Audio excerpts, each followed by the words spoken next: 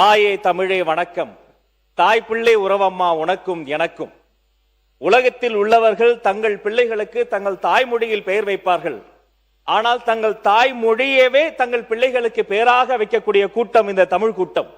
தமிழழகன், தமிழரசன், தமிழ் அழகி என்று மொழியின் பெயரையே தங்கள் பிள்ளைகளுக்கு வைத்து அழகு பார்க்கக்கூடிய கூட்டம் இந்த தமிழ் கூட்டம். இந்த கூட்டம் தங்கள் தமிழ் தாயை வாழ்த்தும் பாடல் தான் இந்த தமிழ் தாய் வாழ்த்து. ஆனால் இது தமிழ் தாய்க்கான வாழ்த்து மட்டும் அல்ல.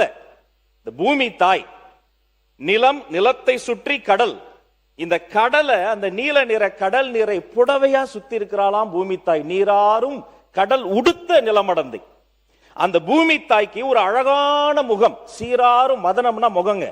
அந்த சீராரும் வதனம் எதுன்னு பார்த்தா திகழ்பரத கண்டம் இந்த பாரத தாய். இந்த பூமி தாய், அவளின் அழகான முகம் இந்த பாரத தாய். அவளுக்கு சிறு பிறை போன்ற ஒரு நெற்றி, அது இந்த தென்னிந்தியா.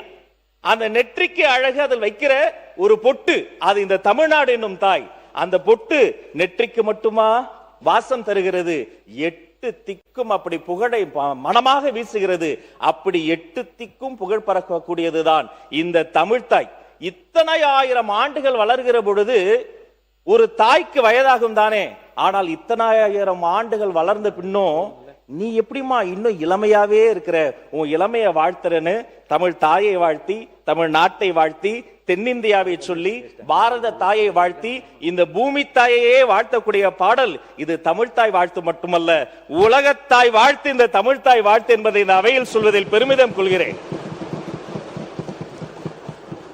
அப்படிப்பட்ட இந்த தமிழ்தாய் வாழ்த்திற்கு தமிழ்தாயின் தலைமகனாம், தமிழக வெற்றி கழகத்தின் வெற்றி தலைவராம், எங்கள் நெஞ்சமெல்லாம் நிறைந்திருக்கிற மாண்புமிகு தமிழக முதல்வர் கொண்டு வந்திருக்கிற இந்த தனி தீர்மானத்திற்காக அவரை இருகரம் கூப்பி வணங்கி வாழ்த்துகிறேன்.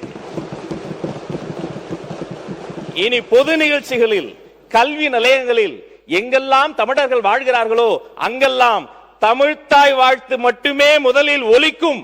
அதற்காக தீர்மானம் நிறைவேற்றியவர் என்ற சரித்திரத்தில் முதல்வரின் பெயரே நிலைக்கும். அவரை வாழ்த்துகிறேன். இந்த தீர்மானத்தை உங்கள் மூலமாக வரவேற்கிறேன்.